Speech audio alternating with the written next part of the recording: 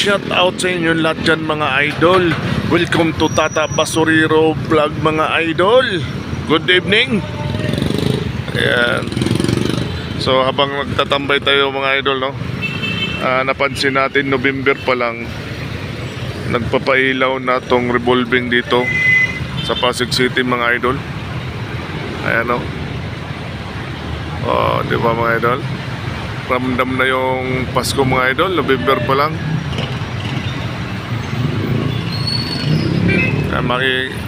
Makikita natin dito sa tinatambayan ko mga idol, kabubukas lang nila.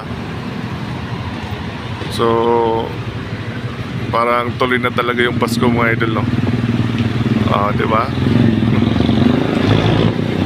November pa lang mga idol, nagpaparamdam na. Ayan.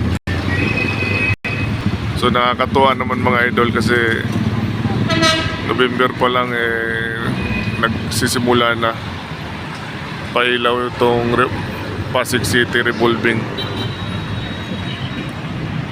Okay.